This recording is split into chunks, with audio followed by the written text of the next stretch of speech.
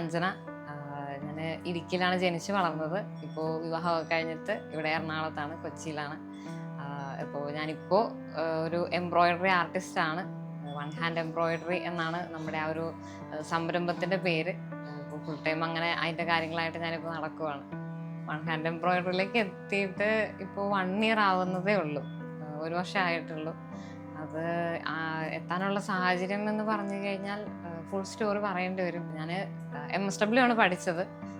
ഞാൻ MSW ഭയങ്കര ഇഷ്ടപ്പെട്ടെടുത്ത ഒരു കോഴ്സായിരുന്നു. ഞാൻ PG സോഷ്യൽ വർക്ക് ഭയങ്കര ഇഷ്ടപ്പെട്ടിട്ട് എടുത്തൊരു കോഴ്സാണ്. മറ്റൊരാളെ നമുക്ക് ഏറ്റവും ഇഷ്ടമുള്ളൊരു കാര്യം നമ്മൾ ജോലിക്ക് വേണ്ടി നമ്മൾ തിരഞ്ഞെടുക്കുമ്പോൾ നമുക്ക് ലൈഫ് ഫുൾ ഹാപ്പി ആയിട്ടിരിക്കാൻ പറ്റും എന്നാണല്ലോ നമ്മുടെ ആ ഒരു കാലഘട്ടം. നമ്മൾ ഏത് കോഴ്സ് തിരഞ്ഞെടുക്കണം എന്നുള്ള ഒരു കാലഘട്ടം മുതൽ നമ്മൾ കേൾക്കുന്ന ഒരു കാര്യമാണല്ലോ. അപ്പോൾ അങ്ങനെ ഞാൻ നോക്കിയപ്പോൾ എനിക്ക് മറ്റു കഴിവുകളൊന്നും ഉള്ളതായിട്ട് എനിക്ക് കണ്ടുപിടിക്കാൻ പറ്റിയിട്ടില്ല. അപ്പോൾ എനിക്ക് തോന്നി, എനിക്ക് മറ്റൊരാളെ സഹായിക്കുമ്പോൾ നമുക്കത് ഭയങ്കര സന്തോഷം തരുന്നുണ്ട് എന്നുള്ളൊരു കാര്യം ആ സമയത്ത് എനിക്ക് മനസ്സിലായി. അപ്പോൾ എനിക്ക് തോന്നി, അങ്ങനെയാണെങ്കിൽ അങ്ങനത്തെ തരത്തിലുള്ളൊരു ജോലി തിരഞ്ഞെടുക്കുകയാണെങ്കിൽ നല്ലതായിരിക്കും. അങ്ങനെ അന്വേഷിച്ചപ്പോഴാണ് ഇങ്ങനൊരു കോഴ്സ് ഉണ്ട് എന്നൊക്കെ ആ ഒരു ടൈമിൽ ഞാൻ മനസ്സിലാക്കി. പിന്നെ ഞാൻ ആ ഒരു കോഴ്സ് എടുത്തു. ആ കോഴ്സ് അതുവരെ എൻ്റെ ഒരു ക്യാരക്ടർ വേറൊരു രീതിയിലായിരുന്നു. ശരിക്കും ഒരു ഇൻഫീരിയോറിറ്റി കോംപ്ലക്സ് ഒക്കെ ഉള്ള ഒരാളായിരുന്നു. പക്ഷെ ആ ഒരു കോഴ്സ് എടുത്തതിന് ശേഷം ഞാൻ നല്ലപോലെ എന്ന് പറയാൻ പറ്റില്ല, ഒരു സാധാരണ ആൾക്കാരെ പോലെ സംസാരിക്കാനും ഇടപഴകാനും ഒക്കെ ഞാനൊന്ന് പ്രാപ്തിയായത് ആ ഒരു കോഴ്സിന് ശേഷമാണ്. ആ ഒരു കോഴ്സിൻ്റെ രീതിയൊക്കെ അറിയാമല്ലോ, കൂടുതലും പ്രാക്ടിക്കൽസും ഫീൽഡ് വർക്കുകളും. അപ്പോൾ അതിൽ ഇതുപോലെ ഒരുപാട് ആൾക്കാരുമായിട്ട് നമുക്ക് ഓട്ടോമാറ്റിക്കലി നമുക്ക് ഇടപെടേണ്ടി വരുന്നുണ്ട്. അത് നമ്മുടെ ഒരു ലൈഫിൻ്റെ ഭാഗമായി. അങ്ങനെ ഒത്തിരി ആൾക്കാരുമായിട്ട് ഇടപെട്ട് അങ്ങനെയാണ് എൻ്റെ ഒരു ക്യാരക്ടർ തന്നെ ചേഞ്ച് ആയത്. ഒരു സാധാരണ മനുഷ്യരെ പോലെ എൻ്റെ അവകാശങ്ങൾ ചോദിക്കുമ്പോൾ ബസ്സിലൊക്കെ ഒന്ന് നീങ്ങിയിരിക്കാമോ എന്നൊക്കെ ചോദിക്കാൻ പാകത്തിനെങ്കിലും ഞാൻ ആയത് അതിന് ശേഷമാണ്. അങ്ങനെ കോഴ്സ് കംപ്ലീറ്റ് ചെയ്തു. അതിന് ശേഷം കറക്റ്റ് കൊറോണ വന്നു. അപ്പോൾ എനിക്ക് ആ സമയത്തൊന്നും ജോലിക്ക് കയറാൻ പറ്റിയില്ല. എൻ്റെ ഫ്രണ്ട്സൊക്കെ പുറത്ത് പലയിടത്തൊക്കെ ആയിട്ട് കേരളത്തിന് പുറത്തേക്കൊക്കെ പോയി. അപ്പോൾ ഞാൻ വീട്ടിലായിരുന്നു. ഞാൻ ആ സമയത്ത് ഓൺലൈനായിട്ടുള്ള കുറച്ച് ജോലികളൊക്കെ ചെയ്തു. സ്റ്റിൽ എങ്കിലും നമുക്ക് പെർമനൻ്റ് ആയിട്ട് അങ്ങനെ ഒരു ജോലിയിലേക്കൊന്നും കയറാൻ പറ്റിയില്ല. അതിൻ്റെ ഇടയ്ക്കായിരുന്നു പിന്നെ വിവാഹം. അങ്ങനെ ഞാൻ ഇവിടെ കൊച്ചിയിലേക്ക് എത്തി. അപ്പോൾ കൊച്ചിയിലേക്ക് എത്തിയപ്പോൾ എൻ്റെ ഏറ്റവും വലിയ സന്തോഷം വിവാഹം കഴിഞ്ഞതിനേക്കാൾ ഉപരി ഇവിടെ ഒരുപാട് ജോലി സാധ്യതകളുണ്ടല്ലോ. അപ്പോൾ അതുകൊണ്ട് ഞാൻ ഭയങ്കര സന്തോഷമാണ്. എനിക്ക് എന്തായാലും ജോലി കിട്ടും എന്നുള്ളൊരു വിശ്വാസം എനിക്കുണ്ടായിരുന്നു. അങ്ങനെ ഇവിടെ വന്നു. പിന്നെ ഒരുപാട് ജോലികൾക്ക് അപ്ലൈ ചെയ്തു. കുറേ എണ്ണത്തിന് വിളിച്ചു, കുറേ എണ്ണത്തിന് വിളിച്ചില്ല, ഒരുപാട് എണ്ണത്തിന് ഇൻ്റർവ്യൂ അറ്റൻഡ് ചെയ്തു. അപ്പോൾ അതുപോലെ ചില ഇൻ്റർവ്യൂവിന് പോയപ്പോൾ അതുപോലെ അവർ നേരിട്ട് ഡയറക്റ്റായിട്ട് ചോദിച്ചു. അത് ഞാൻ പ്രതീക്ഷിച്ചത് ഇത്രയും ഗ്യാപ്പ് വന്നതുകൊണ്ട് അങ്ങനെ അക്കാഡമിക്കായിട്ടുള്ള കാര്യങ്ങളൊക്കെ ഞാൻ പഠിച്ചു വെച്ചിട്ട് പോയി. പക്ഷേ അവരുടെ ഭാഗത്ത് നിന്ന് എനിക്ക് കിട്ടിയ ചോദ്യം, നമ്മൾക്ക് യാത്ര ചെയ്യാൻ പറ്റുമോ, അല്ലെങ്കിൽ ഇപ്പോൾ ഈ ജോലി എന്ന് പറഞ്ഞു കഴിഞ്ഞാൽ പെട്ടെന്ന് എവിടെയെങ്കിലുമൊക്കെ സ്റ്റേ ചെയ്യേണ്ടി വരും, അങ്ങനത്തെ കാര്യങ്ങളൊക്കെ പറ്റുമോ, അങ്ങനെയൊക്കെയായിരുന്നു ചോദിച്ചത്. അപ്പോൾ എന്നെ സംബന്ധിച്ചിടത്തോളം അത് ഭയങ്കര സർപ്രൈസിങ് ആയിരുന്നു. കാരണം ഞാൻ ഇത്രയും ഒരു തരത്തിലുള്ള ആ ഒരു കൺസെഷനോടും കൂടി അല്ല ഞാൻ എൻ്റെ കോഴ്സൊന്നും കംപ്ലീറ്റ് ചെയ്ത് ഇതുവരെയുള്ള ഒരു കാര്യങ്ങളും ഞാൻ ചെയ്തിരിക്കുന്നത് അങ്ങനെയല്ല. ഞാൻ എല്ലാവരുടെയും ഒപ്പം, എൻ്റെ കൂടെയുള്ള എല്ലാവരുടെ ഒപ്പം എല്ലാ കാര്യങ്ങളും ചെയ്തിട്ടാണ്. അല്ല, ടീച്ചേഴ്സിനാണെങ്കിലും എനിക്ക് അങ്ങനെ കൺസ്ട്രക്ഷൻ്റെ ആവശ്യമുണ്ടെന്ന് അവർക്കും തോന്നിയിട്ടില്ല. അപ്പോൾ അവരും ആ രീതിയിൽ എന്നെ കണ്ടിട്ടില്ല. എനിക്കും അങ്ങനെ ഒരു ഫീല് വന്നിട്ടേ ഇല്ല ഞാൻ ആ പഠിക്കുന്ന കാലഘട്ടങ്ങളിലൊന്നും. അപ്പോൾ അത് എനിക്ക് മനസ്സിലായി. അപ്പോൾ ജോലി കിട്ടാതെ ഇതുവരെ ഞാൻ വിചാരിച്ചത് എൻ്റെ ക്വാളിഫിക്കേഷൻ്റെ പ്രശ്നം കൊണ്ടായിരിക്കാം, അല്ല എൻ്റെ പെർഫോമൻസിൻ്റെ പ്രശ്നം കൊണ്ടായിരിക്കാം ഇനി ജോലി കിട്ടാത്തതെന്നായിരുന്നു അതുവരെ ഞാൻ പ്രതീക്ഷിച്ചത്. പക്ഷേ ആ ഒരു മൊമെൻറ്റിലാണ് എനിക്ക് മനസ്സിലായത് എനിക്ക് ജോലി കിട്ടാത്തതിൻ്റെ ശരിക്കുള്ള കാരണം ഇതാണ്. അതുവരെ ഞാനും വിചാരിച്ച് ഞാൻ കോമൺ ആയിട്ടുള്ള ആൾക്കാരെ പോലെ തന്നെയാണ് ഞാനും എന്നാണ് ഞാൻ വിചാരിച്ചിരുന്നത്. പക്ഷേ പുറമേ നിന്നുള്ളവർ, എന്നെ അറിയത്തില്ലാത്തവർ അങ്ങനെ അല്ല എന്നെ കാണുന്നുള്ള തിരിച്ചറിവ് എനിക്ക് അപ്പോഴാണ് വന്നത്. എങ്കിലും എൻ്റെ മുമ്പിൽ വേറെ ഓപ്ഷൻ ഇല്ല. അതുകൊണ്ട് ഞാൻ വീണ്ടും സ്റ്റിൽ ഞാൻ ട്രൈ ചെയ്തുകൊണ്ടേയിരുന്നു. കിട്ടാണ്ടായപ്പോൾ ഇതുപോലെ പരിചയമുള്ള ഒരു ആൻറ്റി വഴി ഞാൻ പിന്നെ ഒരു പ്രൈവറ്റ് കമ്പനിയിൽ കയറി. അത് പക്ഷേ ടെലികോളിംഗ് ആയിരുന്നു ജോലി. കസ്റ്റമർ സർവീസ് എന്നൊക്കെ പറഞ്ഞെങ്കിലും ജോലി ടെലികോളിംഗ് ആയിരുന്നു. അതാണെങ്കിൽ ഒരു അടച്ചിട്ട് ഒരു റൂമിൻ്റെ ഉള്ളിലിരുന്ന് ചെയ്യേണ്ട ജോലിയാണ്. എനിക്കാണ് അങ്ങനെ ഇരുന്നുള്ളൊരു ജോലി ഇഷ്ടമല്ലാത്തതുകൊണ്ടാണ് ഇപ്പോൾ MSW എടുത്തത്. അപ്പോൾ അത് കയറിയതാണല്ലോ എന്നോർത്ത് ഞാൻ പിന്നെ 1 ഇയർ കംപ്ലീറ്റ് ചെയ്തു. കാരണം എനിക്കത് പറ്റുന്നുണ്ടായില്ല, എനിക്ക് ബാക്കിയുള്ളവരുടെ ഒപ്പം എനിക്ക് എത്താൻ പറ്റുന്നുണ്ടായില്ല. ഓഫ് കോഴ്സ് ഒരു കോർപ്പറേറ്റ് ഫീൽഡാകുമ്പോൾ അതിൻ്റെതായ ഒരു പ്രഷറും അതിൻ്റെ ഒരു മത്സരം എല്ലാം ഉണ്ടല്ലോ. അപ്പോൾ അങ്ങനെ ഞാൻ 1 ഇയർ കംപ്ലീറ്റ് ചെയ്ത് അവിടെ നിന്ന് ഇറങ്ങി. അതിന് ശേഷം പിന്നെ ഞാൻ വീണ്ടും ട്രൈ ചെയ്യാമെന്ന് ഓർത്തു. കാരണം എനിക്ക് അതാണ് ഇഷ്ടമുള്ളൊരു ജോലി ചെയ്യുമ്പോഴാണല്ലോ നമുക്ക് ഓക്കെ ആയിട്ടിരിക്കാൻ പറ്റുള്ളൂ. അങ്ങനെ ഞാൻ വീണ്ടും ഒരുപാട് ട്രൈ ചെയ്തു, ഇന്റർവ്യൂവിനൊക്കെ അറ്റൻഡ് ചെയ്തു. സ്റ്റിൽ ഒരിടത്തും കിട്ടിയൊന്നുമില്ല. അങ്ങനെ ഇരിക്കുന്ന ഒരു സമയത്താണ് ഇതുപോലെ ഞാൻ ഒരു വാവയുടെ ഒരു കുഞ്ഞു കെട്ടുടുപ്പിലെ ഒരു ചെറിയ പൂവ് കാണാൻ ഇടയായത്.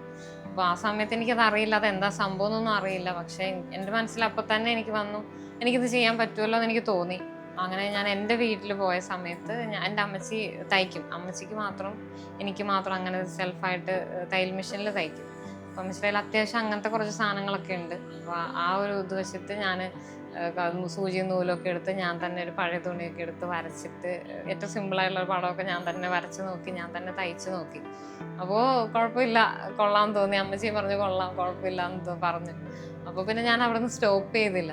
പിന്നെ ഞാൻ അവിടുന്ന് അടുത്ത നല്ല നല്ല ഡ്രസ്സുകളിലേക്ക് ചെയ്യാൻ തുടങ്ങി. അങ്ങനെ ഒരുപാടായി.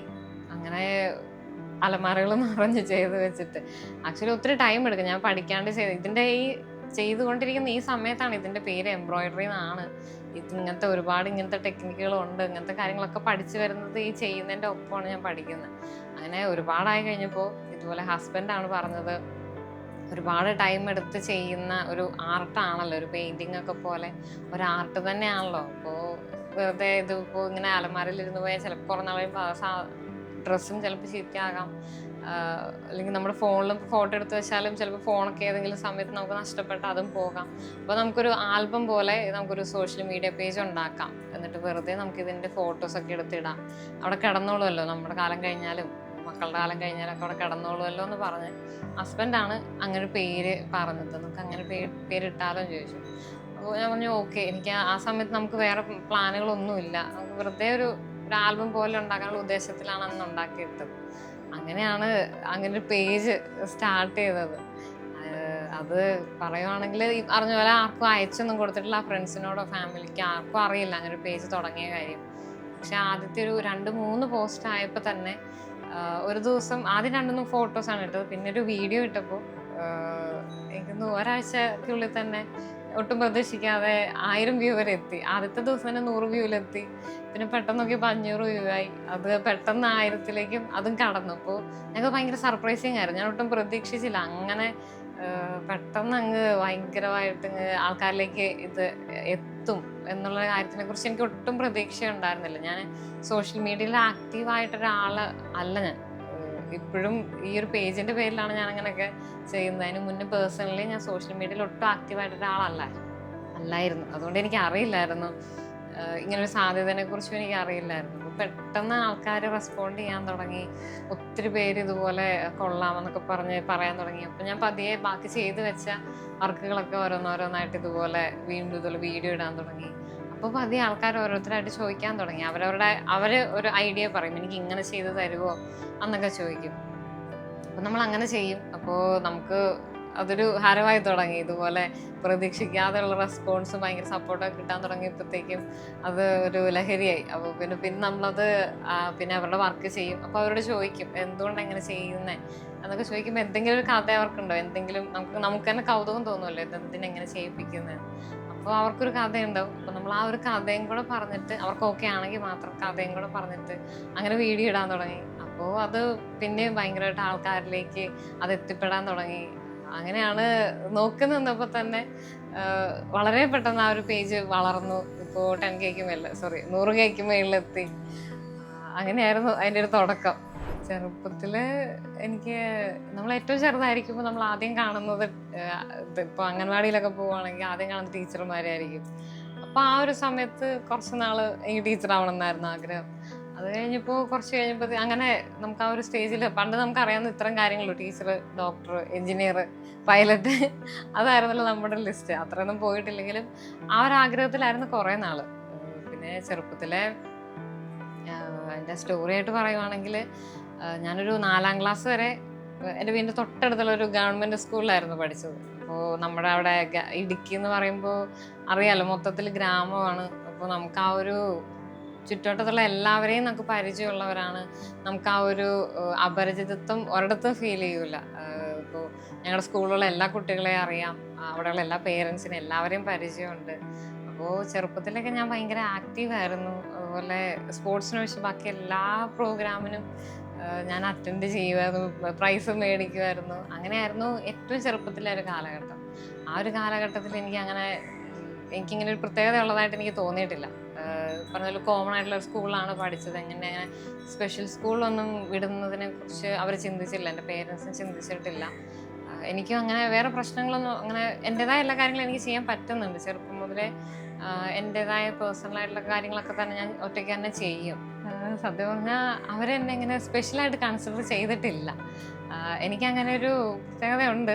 അതുകൊണ്ട് നീ സ്പെഷ്യൽ അങ്ങനത്തെ ഒരു ഫീൽ എനിക്ക് കിട്ടിയില്ല. ഞാനും എല്ലാവരെയും പോലെ ഒരുപോലെ ഇപ്പോൾ അവിടെയൊക്കെ ആകുമ്പോൾ ഇഷ്ടം പോലെ പറമ്പിൽ പണിയൊക്കെ ഉണ്ട്. അപ്പോൾ അവരുടെ ഒപ്പം തന്നെ എല്ലാ പണികൾക്കും ഞാൻ കൂടും. എല്ലാ പണികളും ഒരുപോലെ ചെയ്യുമ്പോൾ അയ്യോ നിനക്ക് ചെയ്യാൻ പറ്റില്ലോ, നീ ചെയ്യണ്ട എന്നൊരു വാക്ക് എൻ്റെ അടുത്ത് ഇതുവരെ പറഞ്ഞിട്ടില്ല. അല്ലെങ്കിൽ അത് എനിക്കൊരു പ്രത്യേകത ഉണ്ട്, അപ്പോൾ നീ പുറകോട്ട് നിൽക്കരുതുകൊണ്ട് നീ കൂടുതലായിട്ട് ചെയ്യുക, അങ്ങനെ എന്നോട് പറഞ്ഞിട്ടില്ല. ഞാൻ അങ്ങനെ ഒരു പ്രത്യേകതയുള്ള ഒരാളായിട്ട് എൻ്റെ വീട്ടിൽ നിന്ന് എനിക്ക് ഫീൽ ചെയ്തിട്ടേ ഇല്ല. എല്ലാ കാര്യങ്ങളും ഞാൻ ചെയ്യും. ഇപ്പോൾ പറമ്പിലെ പണിയാണേലും അടുക്കളയിലെ പണിയാണേലും എല്ലാ കാര്യത്തിലും ഒരുപോലെ തന്നെ ആയിരുന്നു. അപ്പോൾ പറഞ്ഞ പോലെ ചേട്ടൻ്റെ അപ്പൻ്റെയും സപ്പോർട്ട്, അമ്മയുടെ സപ്പോർട്ട് ഒരുപാടുണ്ടായിരുന്നു ശരിക്കും. ഇപ്പോൾ അപ്പൻ്റെ ആ ഒരു നിർബന്ധം കൊണ്ടാണ് ഇപ്പോൾ പറയുകയാണെങ്കിൽ എനിക്ക് സൈക്കിൾ ഓടിക്കാൻ പറ്റും, കോമൺ സൈക്കിൾ ഓടിക്കാൻ പറ്റും, അതുപോലെ ഡ്രൈവ് ചെയ്യും, നീന്താൻ പറ്റും. ഇതൊക്കെ അപ്പൻ്റെ ഒരു നിർബന്ധം കൊണ്ട് ഞാൻ പഠിച്ചെടുത്ത കാര്യങ്ങളാണ്. കരാട്ടെ ഞാനിപ്പോൾ ഇപ്പോഴാണ് ഇവിടെ വിവാഹശേഷം ഇവിടെ എത്തിയതിന് ശേഷമാണ് പഠിക്കാൻ തുടങ്ങിയത്. അത് എൻ്റെ ഹസ്ബൻഡിൻ്റെ സപ്പോർട്ട് കൊണ്ടാണ് എനിക്കിപ്പോൾ പഠിക്കാൻ പറ്റുന്നത്. അത് എനിക്ക് നേരത്തെ ആഗ്രഹങ്ങളുണ്ടായിരുന്നു, ഇതുപോലെ എന്തെങ്കിലും കളരിയോ അങ്ങനെ എന്തെങ്കിലുമൊക്കെ പഠിക്കണം എന്നുണ്ട്. പക്ഷെ നമുക്ക് അവിടെ അതിനുള്ളൊരു സാധ്യതകളില്ലായിരുന്നു. അവിടെ അങ്ങനത്തെ ഒരു ഇൻസ്റ്റിറ്റ്യൂഷൻസ് ഒന്നും നമുക്കങ്ങനെ അവൈലബിൾ അല്ല. അതുകൊണ്ടാണ് അന്നത്തെ കാലത്ത് പഠിക്കാതിരുന്നത്. ഇപ്പോൾ വന്നപ്പോൾ ഞാൻ ജോലിക്ക് പോയിക്കൊണ്ടിരുന്ന സമയത്ത് അവിടെ എൻ്റെ കൂടെ വർക്ക് ചെയ്തിരുന്ന കുട്ടി ഇതുപോലെ കരാട്ടെ പഠിപ്പിക്കുന്ന ഒരാളാണ്. അപ്പോൾ അങ്ങനെ പെട്ടെന്ന് പരിചയപ്പെട്ടു. അപ്പോൾ ഇവിടുന്ന് അടുത്താണ്, എൻ്റെ വീടിൻ്റെ അടുത്താണ്. അപ്പോൾ അങ്ങനെ പോയി ചേർന്നു. ഇപ്പോൾ പഠിച്ചുകൊണ്ടിരിക്കുന്നു. ഇപ്പോൾ ബ്ലൂ ബെൽറ്റ് വരെ എത്തി. അങ്ങനെയാണ് കരാട്ടയിൽ എത്തിയത്. ഞാനങ്ങനെ ട്രെയിൻ ചെയ്തെടുത്തതല്ല. മേ ബി എനിക്ക് തോന്നുന്നു ഞാൻ ചെറുപ്പത്തിലെ കണ്ടു വളർന്നത് അങ്ങനെ ആയതുകൊണ്ടാവാം. എൻ്റെ അപ്പനും അമ്മയും ഈ പറഞ്ഞല്ലേ എന്താ പറയുക, എല്ലുമുറിയെ പണിയെടുക്കുന്നവരാണ്, അതുപോലെ അധ്വാനിക്കുന്നവരാണ്. രാവും പകലും അധ്വാനിക്കുന്നവരെ കണ്ടാണ് ഞാൻ വളർന്നത്. അതുപോലെ അവരുടെ ഒപ്പം അധ്വാനിച്ചാണ് ഞാൻ വളർന്നത്. അപ്പോൾ അത് കണ്ടു വളർന്നത് കൊണ്ടാവാം. അല്ലാതെ ഞാൻ അങ്ങനെ പ്രത്യേകമായിട്ട് എന്നെ ട്രെയിൻ ചെയ്തിട്ടില്ല. അവർ പണിയെടുക്കുന്ന കാണുമ്പോൾ നമുക്ക് വെറുതെ ഇരിക്കാൻ പറ്റില്ലല്ലോ. അവർ നമുക്ക് വേണ്ടിയല്ലേ പണിയെടുക്കുന്നത്. അതുകൊണ്ടാവാം എനിക്കങ്ങനെ കൃത്യമായിട്ട് ഞാൻ ഇങ്ങനെ ചെയ്തത് കൊണ്ടാണ് ഞാൻ ഇങ്ങനെ എത്തിയതെന്ന് എനിക്ക് പറയാൻ പറ്റില്ല. നമ്മൾ ഏറ്റവും കൂടുതൽ നമ്മൾ കണ്ടും കേട്ടും വളർന്ന കാര്യങ്ങളാണല്ലോ നമ്മളെ ഭാവിയിലേക്ക്, നമ്മുടെ ഒരു ചെറുപ്പത്തിൽ ശീലിക്കുന്ന കാര്യങ്ങളാണല്ലോ നമ്മൾ പിന്നെ കൂടെ ഉണ്ടാവുന്നത്. ചൊട്ടയിലെ ശീലം ചുടല വരെ എന്നാണല്ലോ. അപ്പോൾ ഞാനങ്ങനെ ചെറുപ്പം മുതലേ അങ്ങനെ പരിശീലിച്ചാണ് വന്നത്. അവർ ഗ്രാമത്തിലുള്ളവരാണ്.